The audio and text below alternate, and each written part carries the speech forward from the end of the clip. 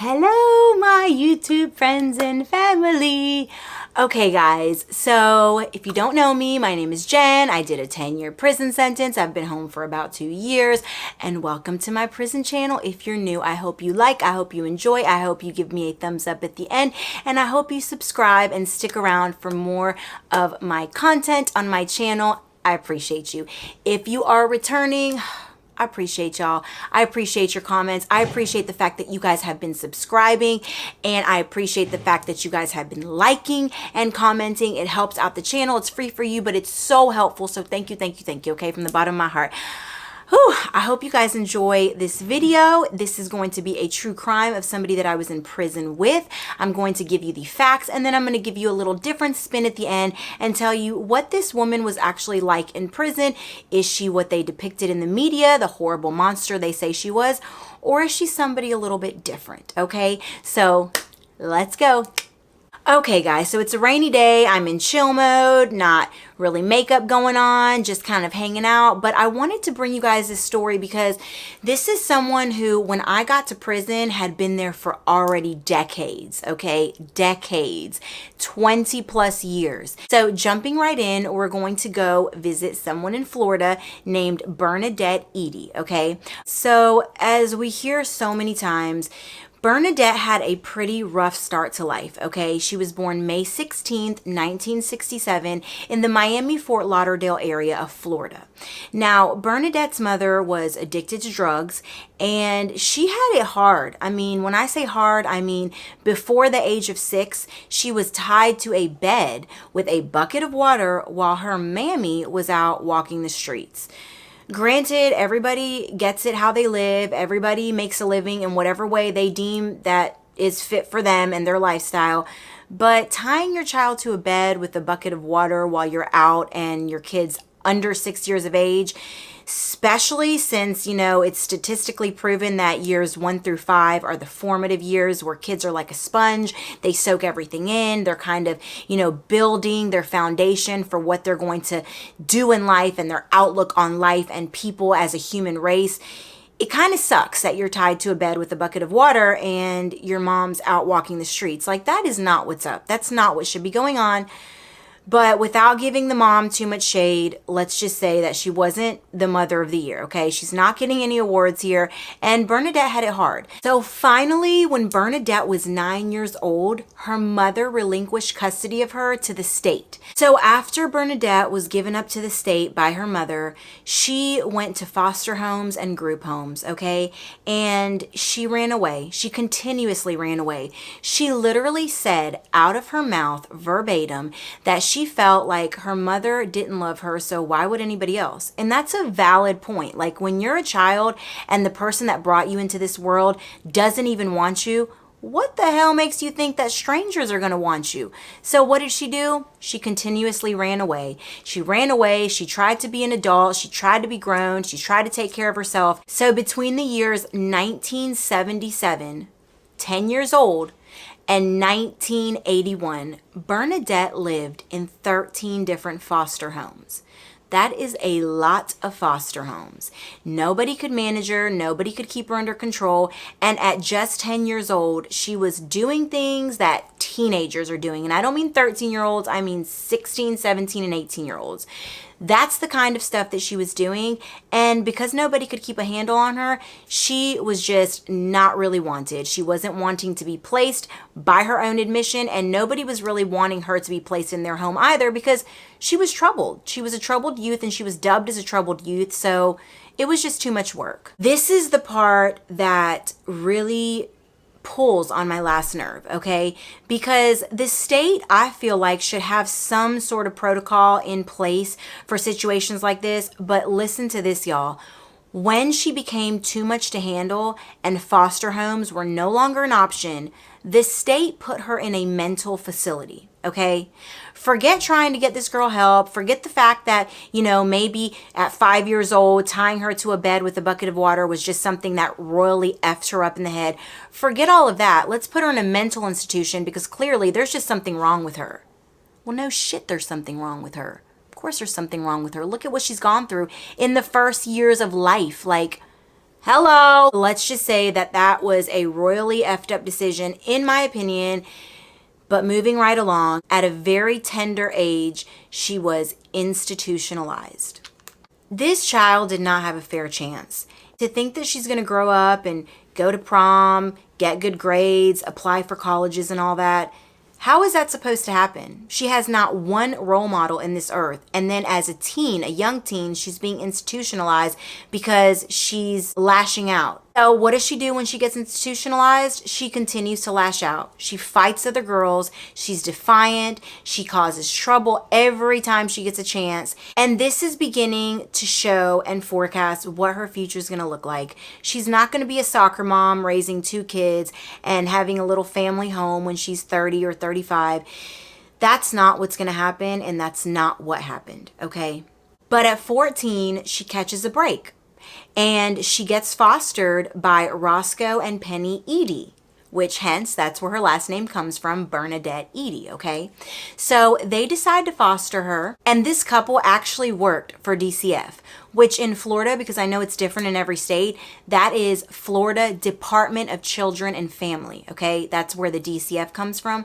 So not only did they decide to foster her, but they worked for the system. So they were very well aware of what the system entailed, how hard it can be, and how traumatizing it can be on a young child and their future. So they knew what they were getting into, and yet they still saw something that was worth giving Bernadette a chance for. They saw something that maybe they thought, they felt, could turn around. They felt maybe they could do something that would actually turn things around, and they would be able to save this little 14-year-old girl.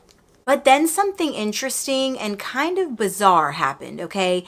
And this is so indicative of Bernadette's mindset, because this right here would show how incapable of love and accepting love she was. Not because she was incapable of it by nature, but more that she was incapable of it by nurture. Her environment had been so jacked up all of her life that she didn't even know what to do with actual love and nurture and family when it was presented and offered to her. She didn't know how to accept it. She didn't know what to do with it. And she almost didn't even feel like she was worthy of it, okay? So when she came into the home of the Edys, she was offered to be adopted. They wanted to adopt her. They wanted to give her a fair shot. They wanted to really show her what love and family and a good life was. But Bernadette refused. She did not want to be adopted. Even though they were offering her love and family and support, she did not know how to accept it. And that is so sad, because her not knowing how to accept it was absolutely 100% the fault of what she went through when she was younger with her own mother and going into the system at such a young age, okay? She wasn't born like this. This is something that was a learned behavior.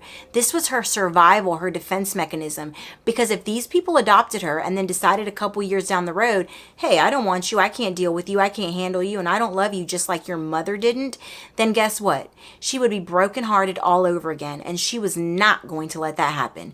So she refused to be adopted, a wish that they obliged by. They did not adopt her, but she did ironically take their last name, which showed that she was kind of softening up a little bit, but she wasn't quite there all the way just yet. Now, the Edys' efforts were solid, you guys. They were solid. They loved her. They tried to show her the right way, guide her in the right direction, give her every opportunity that she was never afforded. They really tried, and their efforts were very, very solid. But Bernadette had already formed such a path in life, such a mentality of, I have to survive, I have to do what I have to do for me, that everything they did kind of went out the window. It didn't work. And when she wanted something, she would take it. She would simply take it. She would steal money out of their wallets, out of their purses. She would steal credit cards out of their purses, out of their wallets. She would literally take car keys and take off with the family car. Whatever she wanted to do, she did it, and she did it with absolutely no regard or fear, which, it's good to have a healthy fear of punishment and the law and your parents, but she did everything with no regard and no healthy fear of any consequences at all. She just did it. If she wanted to do it, she did it. It's almost like she knew that one day the other shoe was going to drop, right? Imagine living your whole young life, you guys, waiting for the other shoe to drop, waiting for your parents or whomever's watching over you, your guardians, to decide they don't like you, to decide they don't love you, to decide they don't want you anymore. You're constantly waiting for it. So it's almost like you're going to self-sabotage until it happens, because when it finally happens, you don't have to wait anymore. It's done. They don't want you. You're out of there. That's it. Goodbye. Right? So it's like she was always waiting for that moment when everything was going to come crashing down around her.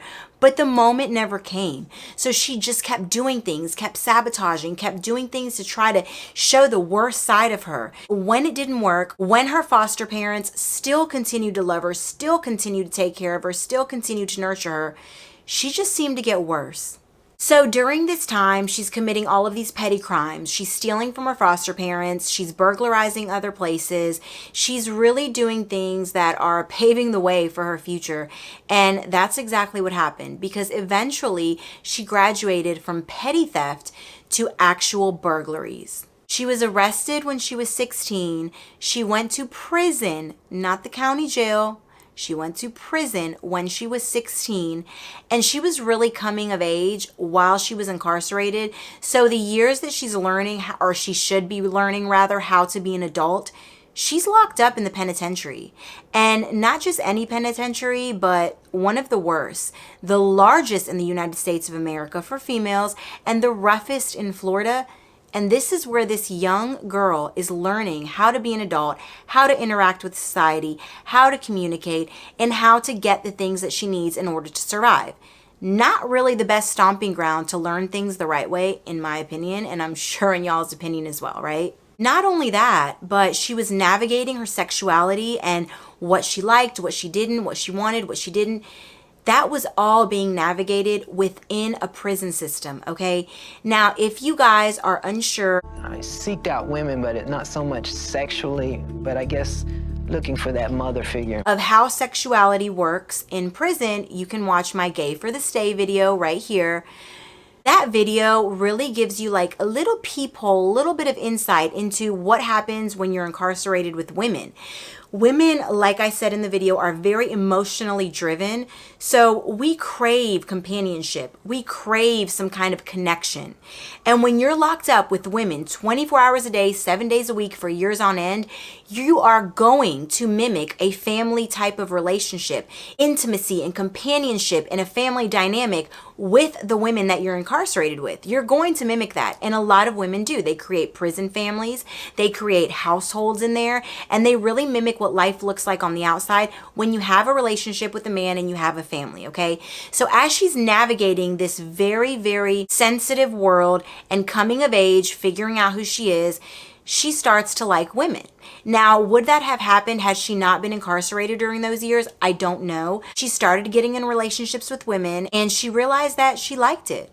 The difference was that the relationships that she was getting into in prison, they were mostly with older women.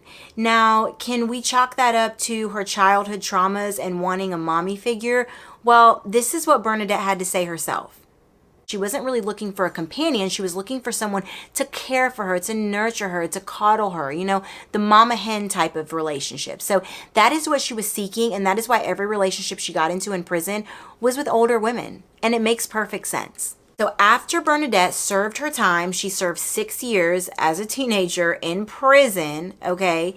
She was released, and she's released out into a world where now she's supposed to find a job, support herself, financially take care of everything.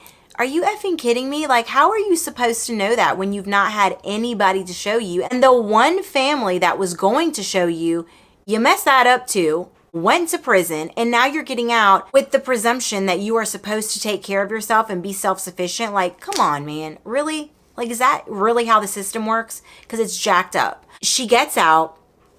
Obviously, she's not self-sufficient. She doesn't get a job, and she reverts back to her old ways of stealing because that's what she knows best.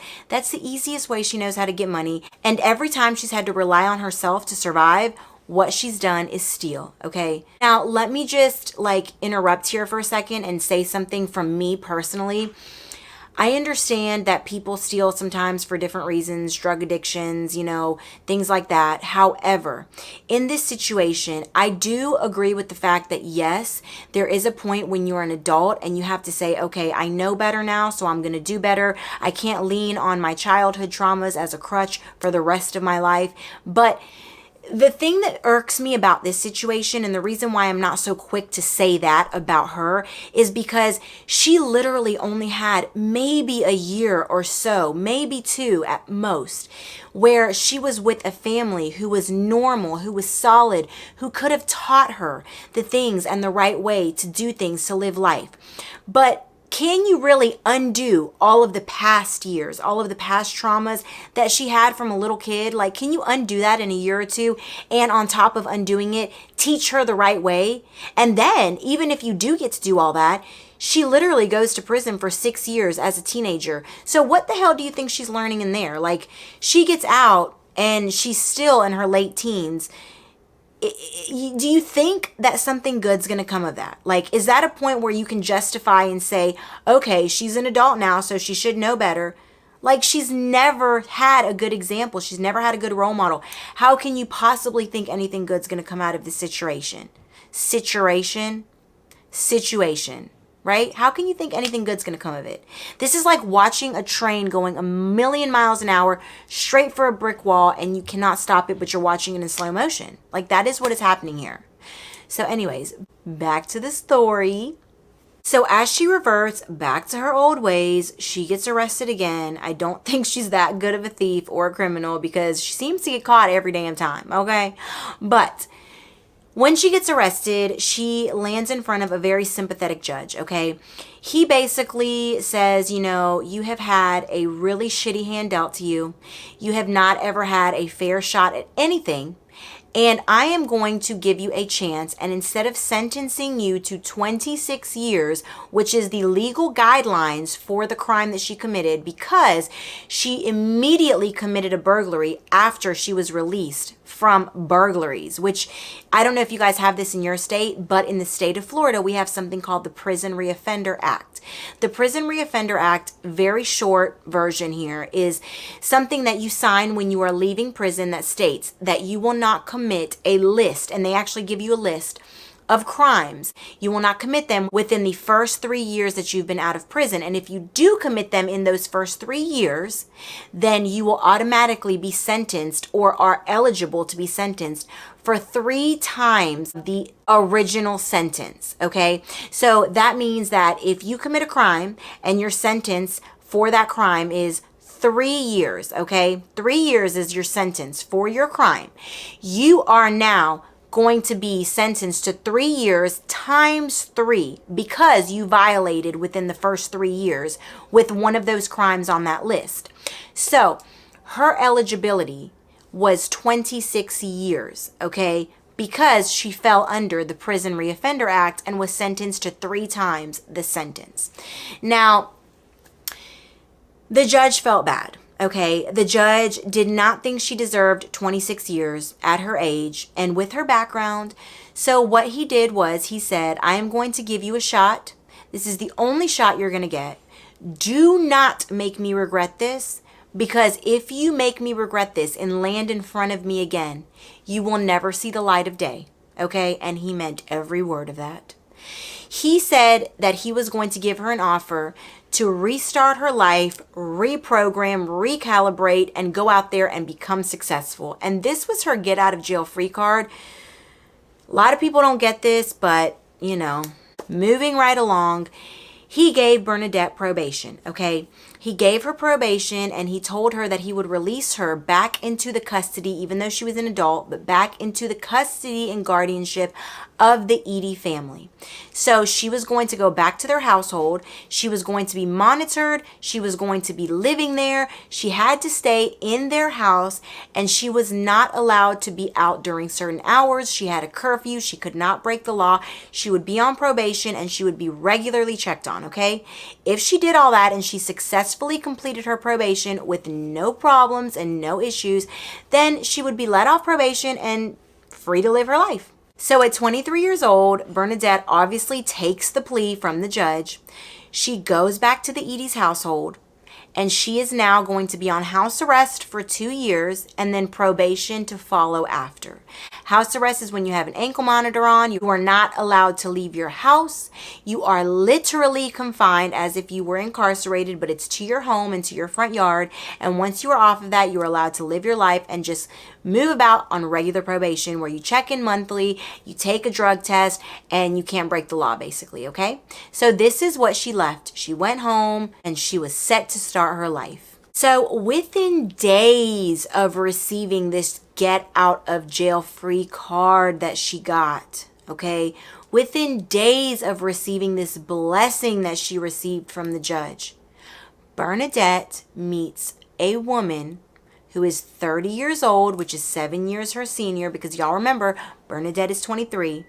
This woman is 30 years old, and she meets this woman through another inmate that she met while she was incarcerated.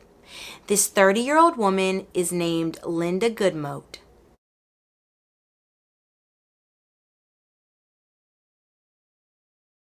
And Linda is far more sophisticated with her worldly skills, with her street savviness, with her finesse and manipulation game. She has long time been an exotic dancer. She knows how to hustle people. She knows how to get what she wants, and she knows how to use people and make them get her what she wants without her having to lift a finger. So this again was another recipe for disaster, but it happened. And unfortunately, when Linda and Bernadette met, Bernadette was love struck, okay? She was love struck. She was like a googly-eyed teenager, puppy love, infatuation, lust, whatever you want to call it, y'all. She was all in, okay? No given. She was all in.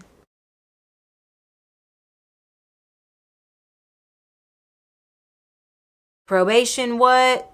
Judge, what? House arrest, what? Out the window, to the left and to the right, everything gone, okay? She didn't care. She was love struck by this woman. Linda is a very attractive young lady. She's a local stripper. She literally has been in the game, doing all of this stuff, hustling her behind off for years, okay? So Bernadette is steadily sneaking out. She's sneaking out after her foster parents go to sleep. She's going to see Linda. She's having a great time. And she's doing this on a regular basis without anybody knowing, okay? Now, everything was fine and good until one night she goes out. She sneaks out like she's been doing. She goes and she meets Linda at the strip club that she works at. And they're partying it up all night. They're doing everything under the sun. They're having a grand old time. And it's getting late. But Bernadette doesn't want to leave. She's happy. She's enjoying her time. She's still looking for this motherly figure. Linda is older. She's dazzling the hell out of her.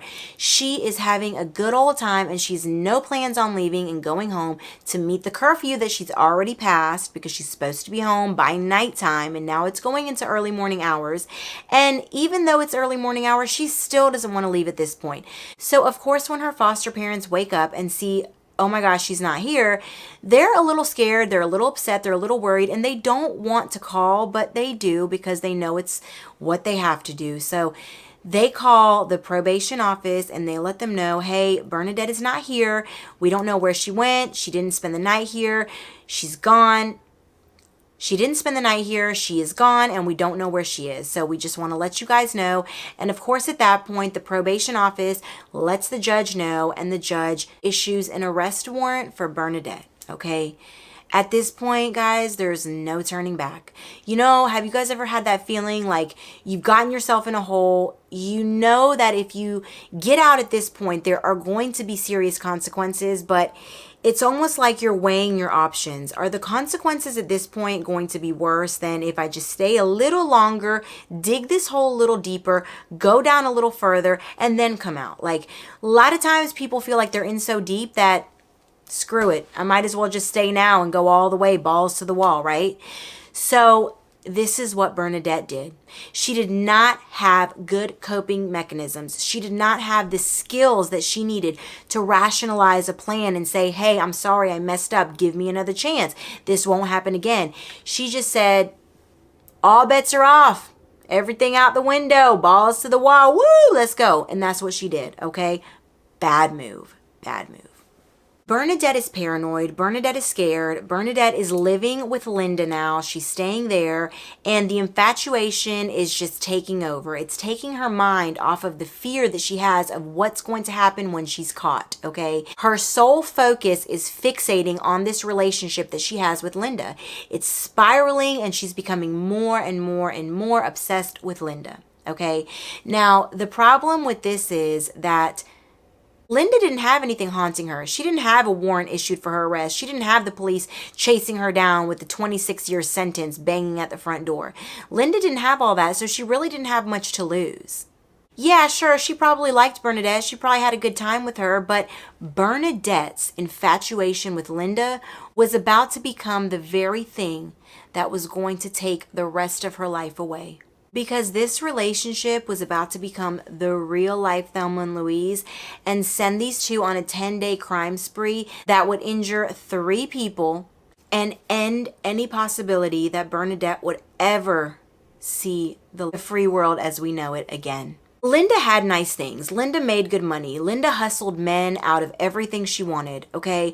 But Bernadette wanted to be the apple of Linda's eye. She wanted to be the one that Linda could count on. She wanted to be the provider and the protector. And even though Bernadette herself was looking for that mother figure, and even though Linda was much more sophisticated in her thinking and a bit older than Bernadette, Bernadette was very clever, very street savvy herself, and very capable of getting by without needing anyone else, committing a life of crime, but nonetheless was able to survive, okay?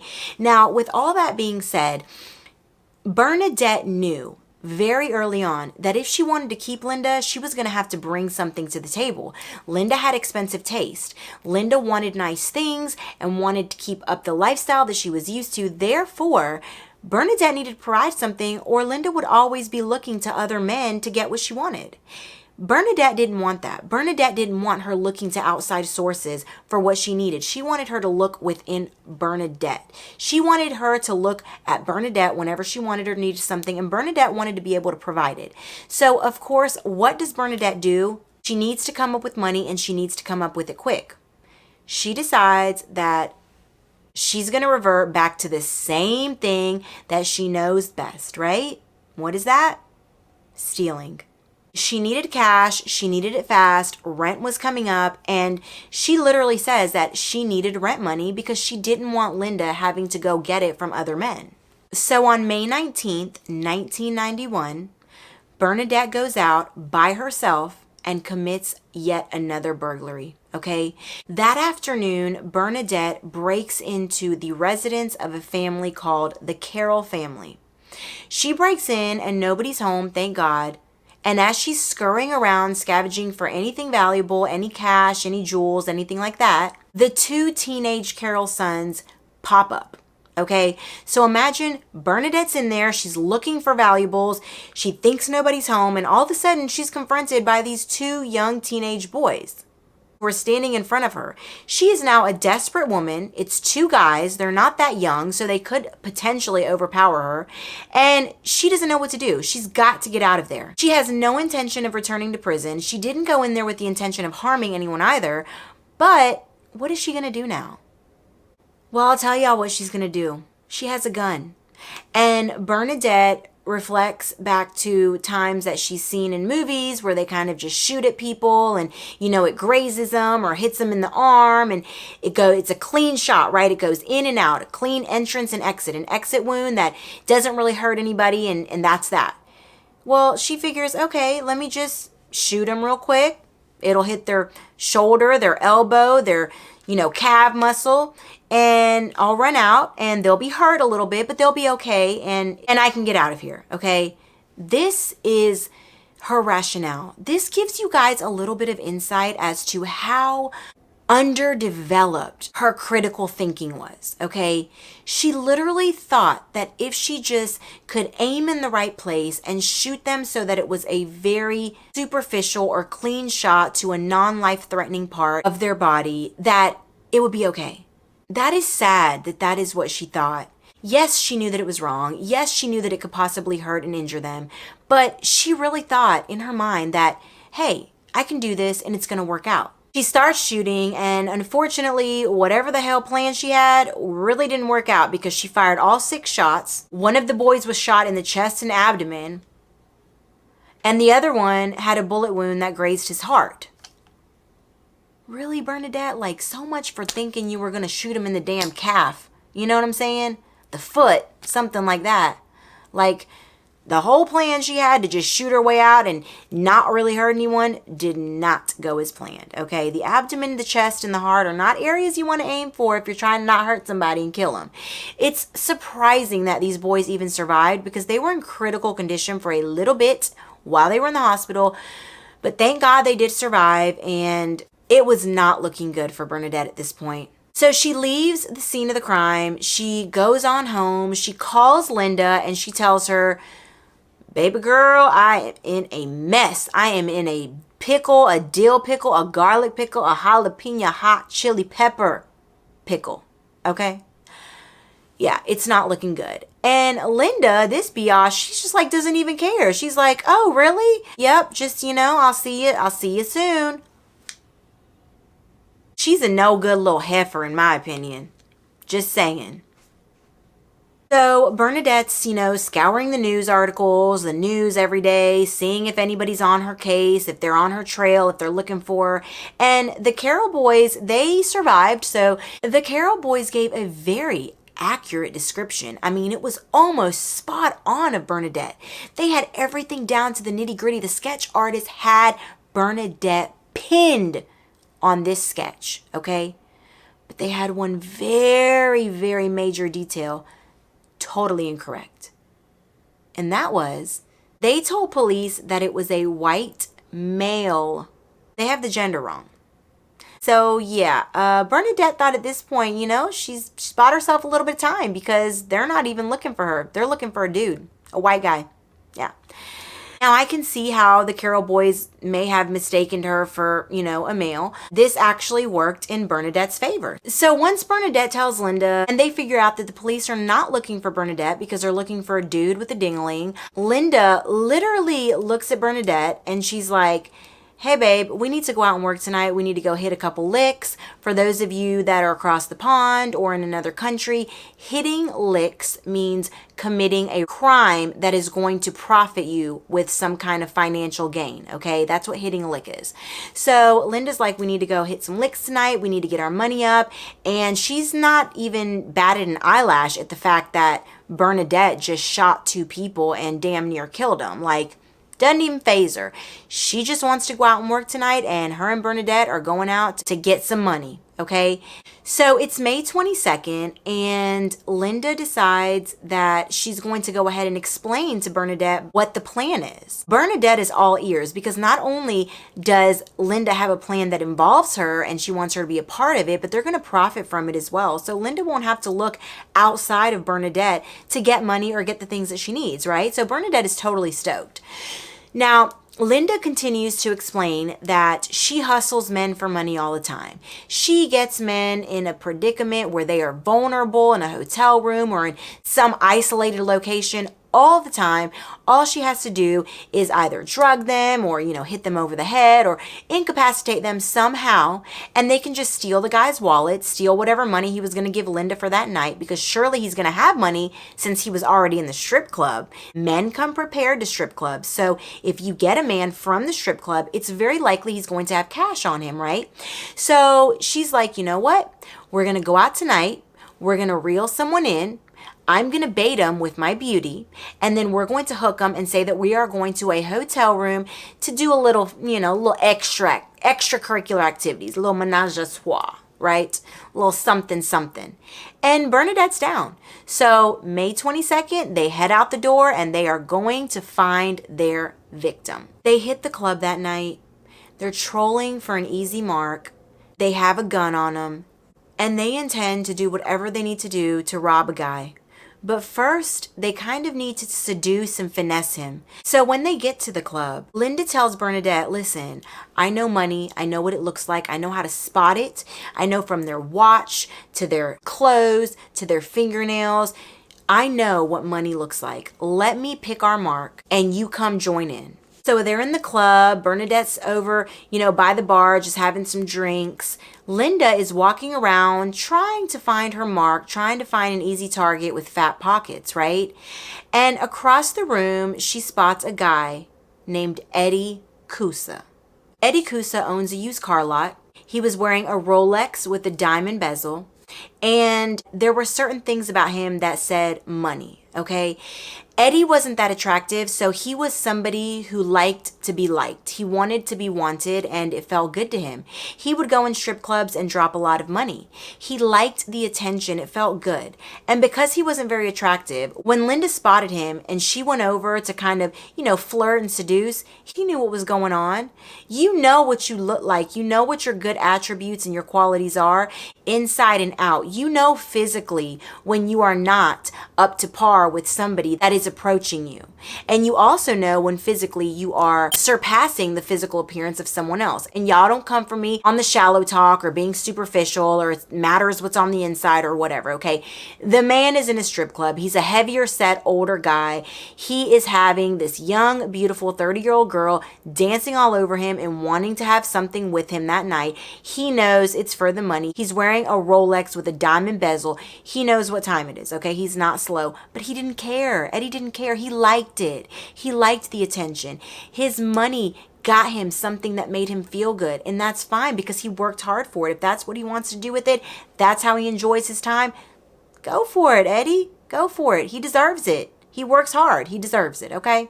So as Linda is over there doing her little tantalizing, devilish stuff and seducing Mr. Eddie, getting him all wound up and spellbound, Linda notices that he has a bankroll. She's right. She's hit a target. His bankroll is pretty fat. He's pulling out $100 bills, paying for shots and drinks for everyone that's around. And Linda knows I have hit my mark. Okay, so after hours of flirting and having fun, Eddie, Linda, and Bernadette decide they're going to take the party to a nearby motel. Okay, now let me just clarify something for you guys because I was kind of curious about it myself. Linda is very feminine, very pretty, very girly, makeup, hair, little seductive clothes. Bernadette is a little more on the tomboy side. As you guys heard earlier, the Carol boys mistaken her for a male. But let me just tell you guys, because in the clips that you guys see of her, she's got a short haircut. But back then, she did have, what do you call that thing? Business in the front, party in the back. Oh my God. Business in the front, party in the back. Mullins. A mullet. Okay. Homegirl had a mullet, okay? Baby, I don't know if this was the time of the mullets. I'm glad I didn't live through the mullet era because I don't think that I would have been able to take it serious. But I know some of y'all did, so no shade. I'm just saying, I know it's not my thing. But anyways, Bernadette had a mullet. And she also dressed a little more provocatively that night. She does put on a little bit of makeup. And, she's showing her stomach. She had a nice stomach. So even though Eddie may have thought that there was something between the two of them because one was a little bit more dominant and tomboyish than the other, it didn't matter. Bernadette is still a woman at the end of the day, and she still looked pretty. She had beautiful curly hair, and Eddie was just up to party. It was just a party. It's not like he was going to marry them. It was just a fling, okay? So just to clear that up, they all three decided to take the party to the motel. Motel, hotel, Holiday Inn. That's where they went, okay? No, for real, they didn't go to Holiday Inn, but they went to some motel. Because there's a difference between a motel and a hotel. Once they got to the hotel, Bernadette said that she kind of faded into the background because honestly, hooking up with men wasn't her thing. She hadn't been with men at this point. She was a lesbian by her own admission. She liked women. She was uncomfortable in the presence of men and uncomfortable in the capacity that feminine women deal with men in. So she just did not want to be a part of that, and she kind of faded into the background. And this was not unusual because Bernadette would tag along with Linda so many times in the past when she did her stripping engagements, when she would do private parties, okay? Bernadette was kind of there just to watch her back. But for Linda, Bernadette was more of a play toy. She kind of brought her along and strung her along and put her in the mix of things when she wanted to, tossed her out when she wanted to. But Bernadette was used to seeing Linda perform, and she was used to seeing her canoodle men, and it's almost like she respected it. Like, she knew Linda was good at it, and it's almost like she glamorized it in a way, like, yeah, my baby's doing the she's doing it, baby, she's doing it, you know, like that type of thing.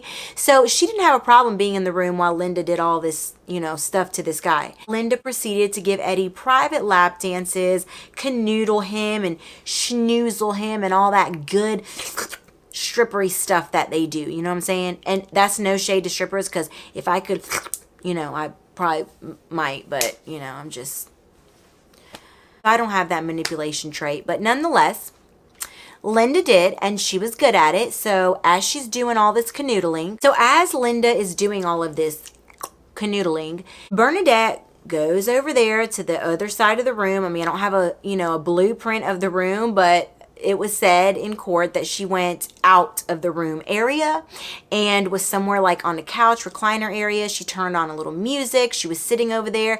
And last time she looked, Linda was straddling Eddie on the bed and kind of bent over like in his face, you know, like she was straddling him and he was on the bed laying flat, missionary. So that is the last thing Bernadette said she saw. As she continues to listen to her music, life was about to change drastically for everyone involved. What happens next, y'all, literally depends on who's telling the story, and I'm not kidding.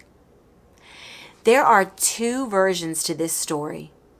There's two people that say one thing happened and then one person that says another thing happened. And if you guys think you've got it figured out, let me tell you now, okay? I'm prefacing what I'm about to say, all of it, by telling you that you have no idea how royally fucked up this story is about to get, okay? Buckle your seatbelts, here we go. Linda says she's dancing for Eddie. She's doing canoodling, swadoozling, and everything else. She's straddling him. She's tilting back, tilting forward, and doing all this sexy stuff, right? She said all of a sudden, out of the blue, unbeknownst to her, without any knowledge on her part, she hears, "Bah!" She says she focuses her eyes, she looks over, and Bernadette is standing next to both of them, her and Eddie, on the bed. She's standing on the side of the bed, and she's got the barrel of the gun at Eddie's temple, and she has shot him, okay? Bernadette says that she's chilling over there in the corner, away from the bed, listening to her music, minding her business. Last time she looked, Linda was on top of him, straddling him, doing her little stuff on the bed. And all of a sudden, unbeknownst to her, without Bernadette knowing and having any knowledge of what was about to take place, because in her story, the gun was only brought to protect them in desperate situations, not to actually hurt somebody. She says she hears, "Bah!" and she looks over, and Linda is tucking the gun back into her skirt and has shot Eddie in the temple at point blank range. Now, at this point, the only thing we can agree on, okay, I don't mean to laugh, y'all. I don't. It's not funny. It's really not funny. It's not funny. Jennifer, it's not funny. But it is kind of funny because, like, what's about to happen, I don't even know how it happens. Like, this is insane. Okay, so listen. The only thing that we can agree on at this point is that one of them is a real evil whack job that literally just shot this man at point blank range for no freaking reason, because whoever did it did not have to do that. And it's just crazy what happens next. Like, I can't wait till we get there. Okay, so listen, right? Check this out. Bernadette hears the pow. She says she looks over. Linda's tucking the, gun back into her skirt, and she yells at Bernadette and says, come on, babe, help me, hurry up, help me roll him over so we can get all of his stuff out of his wallet, the stuff out of his pockets, and any valuables. Bernadette says at this point, she's like, oh my God, this is like not what was supposed to happen. This is insane. The gun was only supposed to be used if we were in a really desperate situation where we had to shoot our way out like she did before. This was not some kind of premeditated thing where we were going to kill somebody just to steal their wallet when we could have very easily just rolled them by taking them to a hotel room and stealing their stuff when they're in the bathroom. Like, this wasn't the plan. But she just loved Linda so much. She was so into it already that she was like, okay, so she runs over there. She says that she helps Linda roll him over. They steal his stuff. And at this point, they take everything they can and leave bleeding Eddie, who has been shot point blank range in the temple, probably dead. They're going to leave him in the hotel room and they're going to haul ass, okay? They do it. They get what they want. They leave. Now, you guys remember when I told you that two people are saying one thing and one person is saying another as far as the story? So that's three people, right? So you guys are probably wondering who the third person is, because Eddie's been shot in the temple at point blank rage. He can't rage. Point blank rage. Blech.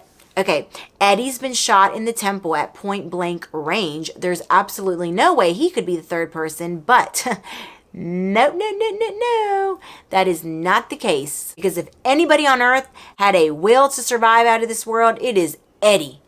Eddie, I tip my hat off, man. Kudos to you, because I'm telling you, what you did next was like, what? Like, hold up, skirt, because this is crazy. Eddie not only tries to pick up the phone and dial it, he's been shot in the temple, y'all, point blank. Okay, I rebuke that in the name of Jesus. I don't even play like that.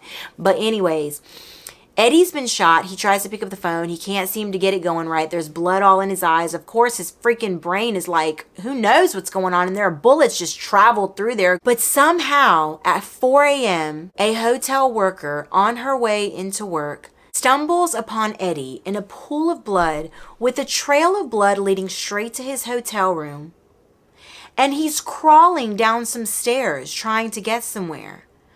Like, Eddie, are you freaking for real, bro? You're like superhuman. You are superhuman. Eddie has some different kind of DNA, y'all, because this is no joke, for real. Like, did y'all hear what I said? This man's been shot in the temple at point blank range. He crawled off the bed, tried to pick up a telephone and call somebody. It didn't work because he couldn't see because there was too much blood going on. He had crawled out the room, crawled down the hallway, crawled down some steps, and is still trying to crawl when this hotel worker finds him. Okay, we're going to get past this point, I promise. Because what's going to happen next is out of this freaking world, even more so out of this world than what I just told you, okay? The hotel worker calls the police. She runs up and follows the trail of blood just to make sure there's no other victims. She gets in the room. She says everything's knocked over. It looks like Eddie done knocked everything over because he was probably trying to help himself stand, right? The phone's off the wall. There's a huge pool of blood on the bed where he was shot at point blank range, but there's nobody else in the room, okay? So the police are called. They're on their way. They get to Eddie. Eddie goes to the hospital. He's unconscious. He's in a coma. Everything is just not looking good for Eddie, okay? It's not looking good at all. And at this point, the police have no idea who they're looking for. They have no suspects. They have no idea.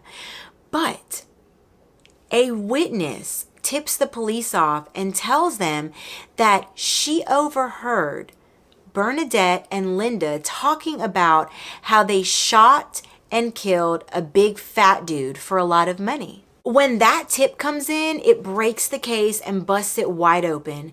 So the police don't know much about Bernadette because the person that tipped them off was someone that was in the strip club life, so she knew way more about Linda. So within a few days, Linda is found and she's apprehended. She's arrested, and at that point, the police were on the hunt for Bernadette. So Bernadette managed to escape and dodge the police for 2 days, but eventually her foster parents did tip them off and give them the address of where she was at.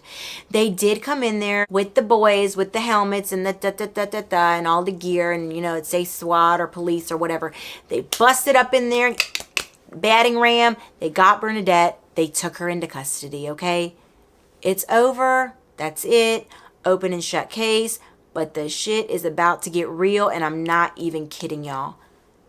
Hang on just a little bit longer and make sure you got that seatbelt on because it's about to go down, okay? Now, this is when details are going to start to get sketchy because some things look really bad for Bernadette and some things look really bad for Linda. And it's going to be hard to decipher what's true and what's not because of the way things play out and these little minor details that make things look like something that they may not be, okay? When the SWAT team came in and put Bernadette on the floor, they frisked her, and in her crotch, she had a gun, okay? The gun was none other than the gun that shot Eddie.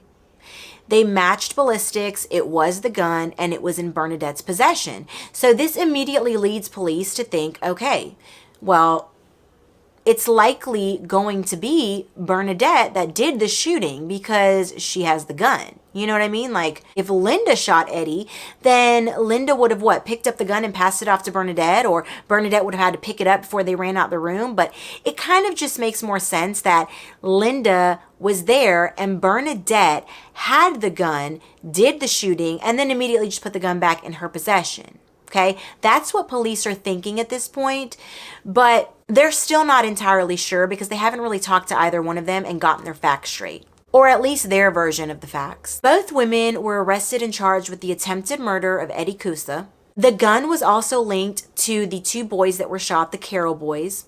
And because the gun was found on Bernadette, of course, they figured it was her. Now they had a match to the sketch, even though it said white male, they realized, okay, it really is Bernadette. So she's in a world of trouble because now she's accused of shooting and attempting to murder 3 different people. At 23 years old, Bernadette's life was looking like real bad, like real shit. Sorry to say it, but real bad. Her rap sheet was so long that there's actually a picture in the newspaper that I'm going to put up where the sheriff is holding her rap sheet up and it drops and it actually hits the floor and then some. Still goes on a little bit, okay?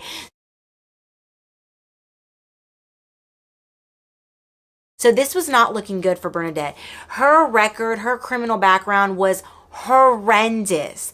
Unlike Linda, whose was not. The gun was found on Bernadette. Besides the fact that Linda didn't have the past that Bernadette had, Bernadette was also on the run from a sentence, a 26-year sentence where she was giving a huge gracious blessing to get out of, and she royally effed up, okay? So everything was making Bernadette look like a total monster at this point, and Linda like someone who just got dragged into something and really didn't know what she was doing and really didn't expect this to happen. So this is the point in the story when there is a huge decision made that is going to affect Bernadette and Linda and their sentences. And in my opinion, it's incredibly unfair and totally effed up, okay?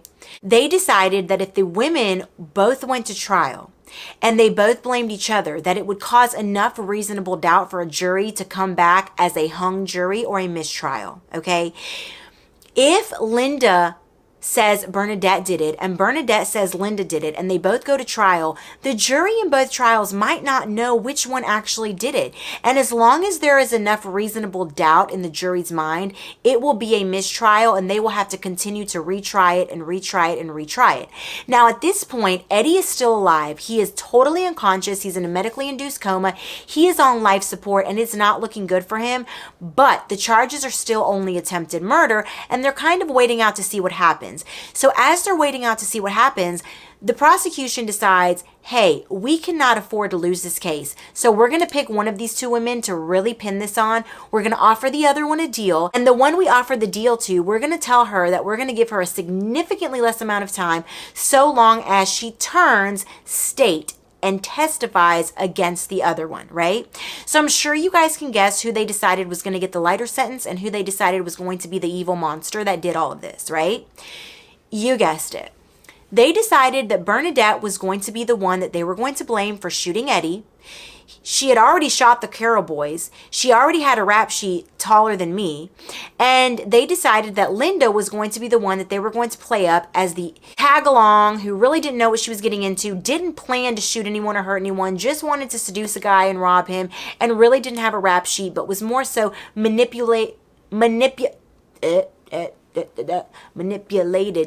Okay.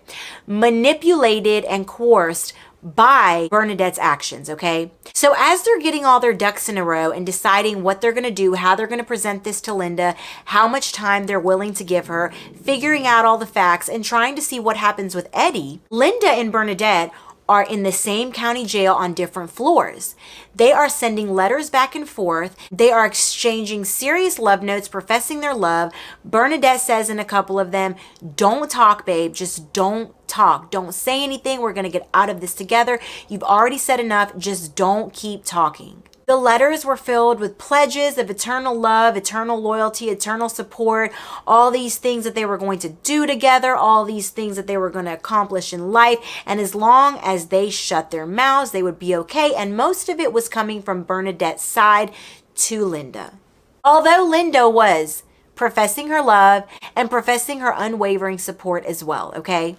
So the prosecutors met with Linda and made her an offer that she could not refuse. They offered her 5 years in prison for testifying against Bernadette, saying that Bernadette was the shooter, as long as she passed a polygraph test. So of course she decided to jump on this. And let me just say this, guys, polygraphs are not admissible in court. There are plenty of serial killers like Ted Bundy who passed their polygraphs. They are not admissible in court because a number of things can actually determine what it's going to look like on paper as far as the little lines. You could be upset about something going on at home. You could be scared to death and it could show that you're lying and you're not. They're not admissible in court, and that in itself should be enough to tell you guys, especially in 2022 when they're almost completely ruling them out, making them obsolete and not even something that they can do or use as a tactic. This should really indicate to you guys that it's just not something that you should mess around with. They should not have let Linda take a polygraph and either pass or fail and use that as some kind of cursor, some kind of indicator of her story being true or false. But nonetheless, Linda took a polygraph and guess what? She passed it. She passed it, so this was a green light, all go for the prosecution. When she signs the deal and she seals everything up, dotting all her I's, crossing all her T's, she sends one final letter through the jail system.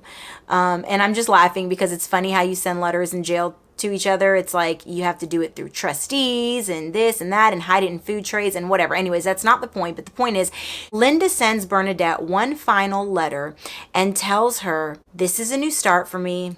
Sorry, babe, but checkmate. And then Linda is never heard from again. She never contacts Bernadette. She never responds to any of her letters. She completely cuts her off. Now, as if things can't get any more crazy, because at this point you might be thinking, yeah, this is the way it should happen. Bernadette did it. She did all the other stuff. She has a crazy criminal record. The gun was found in her possession. She's the one that's shown to be the violent offender. This is how it should go down. Maybe 5 years is a bit lenient, but, you know, Bernadette is responsible. Holy cannoli, right?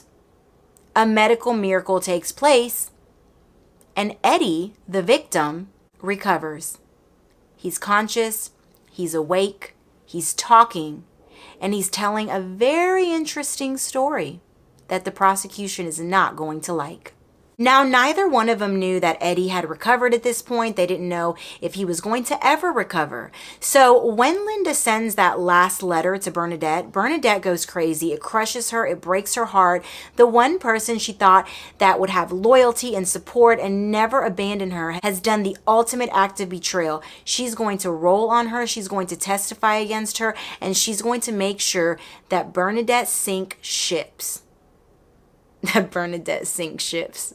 Yeah, she's going to go sink some ships. Let me not laugh with him. That Bernadette's ship sinks. And Bernadette will have no chance at flipping this story around on Linda. So when Eddie is awake, alert, and conscious, of course the detectives go and see him. And what he says absolutely floors everyone. He claims that it was the girly one, the pretty one. The pretty girl's the one that shot him. The pretty one, as in Linda, the more feminine one. The one that had been canoodling him all night. He says he is 100% sure that Linda pulled the gun out and shot him. What? Now, this causes a huge cluster of a mess for the prosecution because not only have they now started to paint Bernadette as the monster that did the shooting, but also they've offered Linda this deal that's been signed by Linda, by the prosecution, and by the judge. A deal that they cannot take back because it's been signed by everyone. You might as well have signed it in blood because it's signed, sealed, and delivered. There's no way they can go back now and say, oops, sorry, the victim came back to life in a sense, and he's saying that you did it, not Bernadette. So we're going to have to snatch that deal back and reverse this whole plea. They can't do that. It's signed. It's a signed document. It's legal and it's intact. Eddie Cusa's story doesn't match the prosecution's story, and they cannot have this. So they go and they ask the brain surgeon who operated on him, hey, could his memory be wrong? Is it possible that it's not reliable? And the brain surgeon says, yeah, it's possible. Well, they run with this. Eddie gets up on the stand and testifies that it was not Bernadette and points at her and says it was not her that shot me, it was the cute one. Well, I remember, okay? Who had the gun who tried to kill me? The other one. Not this one. Not this one. The other one killed me. This doesn't matter. If that's not bad enough, the prosecution decides they want this physician to get on the stand and testify that it's very possible that Eddie, due to his injury being shot in the temple, has it all wrong, that his memory is not correct, it's not serving him correctly, he doesn't know what he's talking about, and he has it backwards. And this surgeon gets up and says that this is true, that Eddie can't possibly remember how the story went, he doesn't have the accurate facts, and he's got it backwards, and it's all due to the injury caused to his brain. The prosecution insists, and the jury believes the prosecution.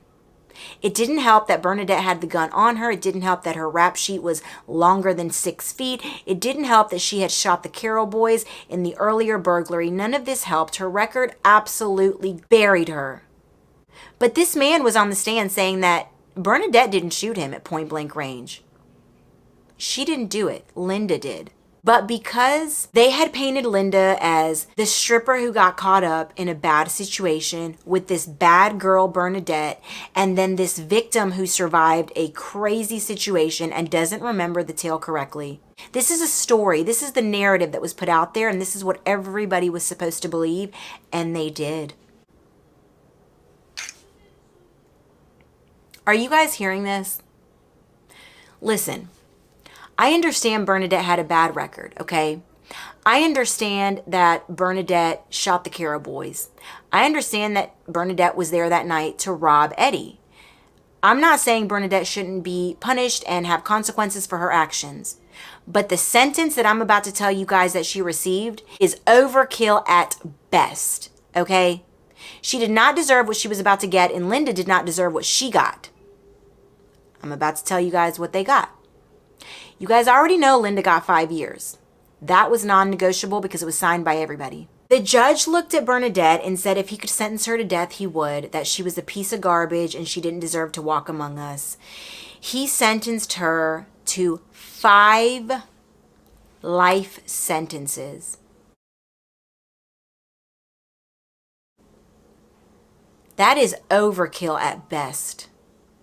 Linda Goodmoe got a 5-year sentence. And with good behavior, gain time, Linda served 2 years in the penitentiary for what I believe was a crime that she committed. It was stated afterwards by journalists, the prosecution, everybody in that courtroom, even the judge, everybody knew and either admitted they knew or hinted that they knew that this was not the truth. Bernadette did not shoot Eddie Cusa. Everyone pretty much knew it, but because that plea deal was already signed, they had to stick to the narrative that they had put out there, and this was it. It was easy to paint Bernadette as the villain, and even though she didn't deserve the 5 life sentences, if she would have been convicted of what she actually did, which was the burglary for the Carroll residence and 2 attempted murders for the boys and Eddie Cusa, also include the burglary that she was on the run from. In my opinion, what she would have gotten would have been somewhere between 30 and 60 years, okay? Now, that's an incredibly long amount of time, but when you are 20 years old, you are still going to be able to serve a 60-year sentence and get out around the 40 to 45 year mark, okay? And that's if she would have gotten the 60 and not like, let's say 30. So if she served, let's say 40 years from the time she's 20, 23, 25, she would have still been 60, 65, somewhere around there. Now, Bernadette would have still been able to come out and try to at least live a little bit of life correctly. And I'm not saying that she would have, because I don't know. I'm not saying that she is deserving of a second chance or third chance or fifth chance or whatever, because I don't know. That's not my call. I'm not judge, juror, executioner. I'm not any of that. But what I'm saying is, I don't like that this case was handled the way it was handled, because she was actually convicted and given 5 life sentences for something she didn't do. And if she would have been given a life sentence for what she did do, then that would actually sit well and I would be able to be okay with it. But the fact that she didn't actually do that and it was so crooked the way it was handled, that's the part that irks me. That's the part that bothers me. The fact that Linda Goodmoe got 5 years in a situation that I believe she pulled the trigger in, that is ridiculous to me. And the fact that she only served 2 is even more ridiculous to me. That's the part that's bothersome, okay? Please do not mistaken my feelings for this story as I'm saying Bernadette has been so wronged. She did a lot of wrong and deserved her punishment. However, she was also wronged. From birth, she was wronged by many people and many systems. She was offered a few chances here and there, and she did not take them. She blew them, and she should have consequences for that. But to be given 5 life sentences for shooting a man who got up on a stand and said she did not do it, the other one did it, that is absolutely the worst miscarriage of justice I've ever seen in any of the stories I've ever heard. And that doesn't sit well with me. This was definitely wrong. And that's the part that bothers me. So y'all, please don't come for me. Don't come down my throat about it, okay? That sounded nasty, but okay. So anyways, Bernadette Eady is now serving her life sentences, all 5 of them, here in Florida. She has bounced around to several different prisons. Mostly she's at Lowell Correctional or at the Florida Reception Center. She has served approximately 3 decades, about 32 years or so. I do believe that if she was sentenced according to her actual crimes that she committed, she would probably be either getting out soon or possibly have even gotten out. I did not know Bernadette in her early days. As of right now, I will say that while she was incarcerated, I lived in a dorm with her for a period of time. She was just kind of like defeated. Her attitude was just defeated, didn't really bother people, wasn't nasty, wasn't mean, wasn't a bully. She just kind of minded her own business, did her own thing, survived as best as she could, and kind of just had an attitude of, this is my life, this is what it is, and I'm just going to survive here and coexist in this prison world because this is all I've got and I don't have anything else. The only really communication that I ever knew of that she had was through pen pals. She did used to get herself done up, take pictures, try to look feminine, have pen pals. They did take care of her, and I think that was like the means of her support. She always had girlfriends, and girlfriends were always very nice and very good to her, so she rarely went without. If she did go without, she would pick up a hustle. She's very clever. She would hustle. She would sell things. She would be kind of in the midst of everything. They said back in her earlier days, she used to be involved in a lot of hustling and a lot of wheeling and dealing, but I think as she's gotten older, she slowed down. I think she slowed down significantly, and now she just kind of flies under the radar. Being in prison as long as Bernadette's been in prison, she's had every kind of job. She's run the gamut of being a good inmate to being a bad inmate. She's done it all, and most inmates that have been down that long have done it all. So as of right now, she's just an older inmate who's been there, done that. She talks about her story as a cautionary tale of a situation where she was a girl that was dealt a shitty hand in life, and she was given a gracious blessing by a compassionate judge, and she blew it. And she said she blew it. All I can do is live each day as it is and try to make it better. I got my chance and I blew it. And now she is just living out the consequences of her actions. As far as Linda Goodmoe, she's never had contact with her again. Linda is just living her life out here. I don't know what she's doing. I couldn't find anything on her. She may have changed her name. I'm not sure. I doubt that her mindset and her manipulation, her finessing of people and using people to get ahead has changed much. Those are core qualities and characteristics, and they don't really change. So the fact that she's never reached out to Bernadette or had any contact with her says a lot. And Bernadette's always been heartbroken about that. So the two women that Bernadette loved most in life, her mother and Linda, did the same thing.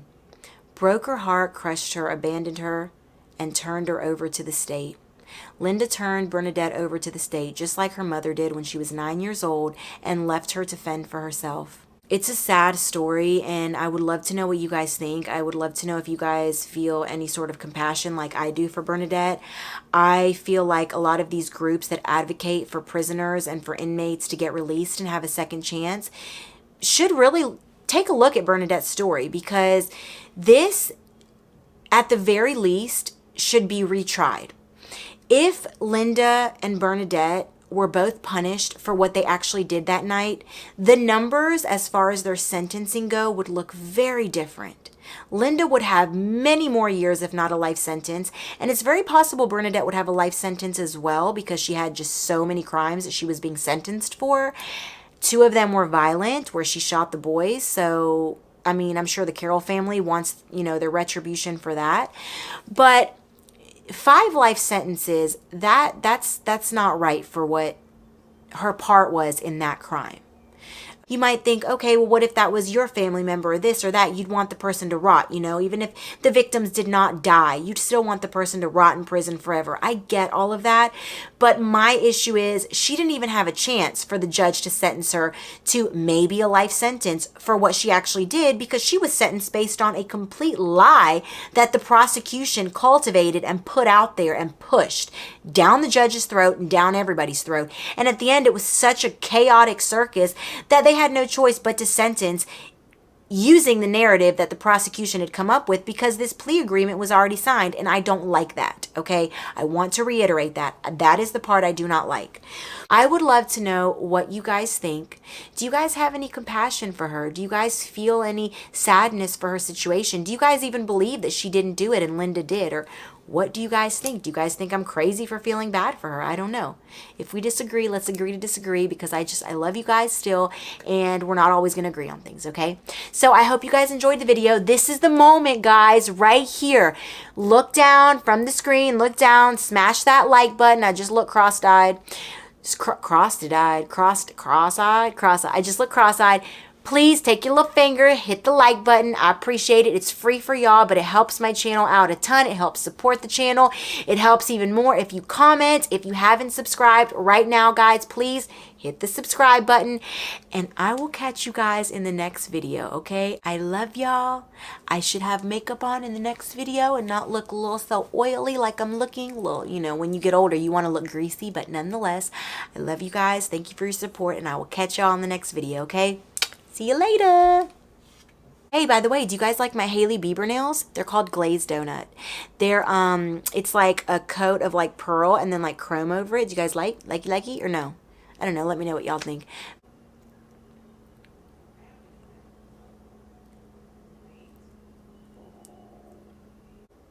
She runs up and follows the trail of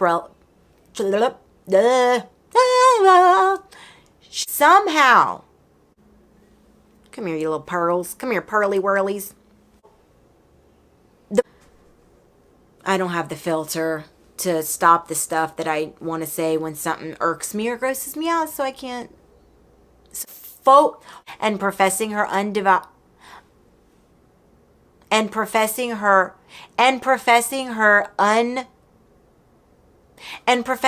unwavering love.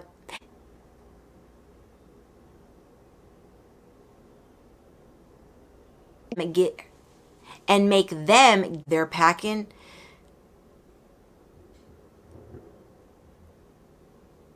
Okay?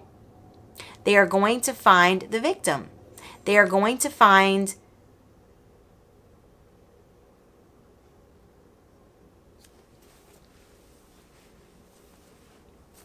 this is stupid. My hair is stupid today. My sweater's stupid. Everything's stupid. So she was really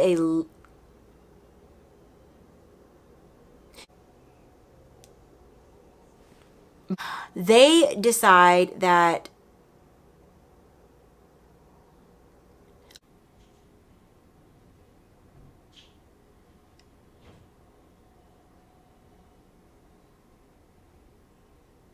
it's no, back to this.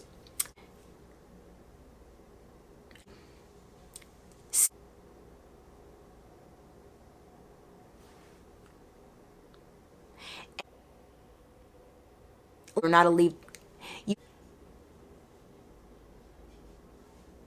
I don't agree with it, but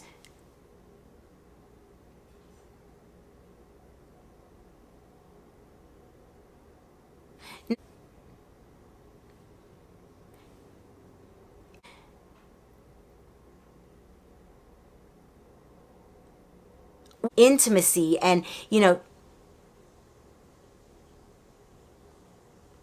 Florida. But anyways, not going down that rabbit hole. Let's just say that it was an, hello, my hair on my hand. It's cute.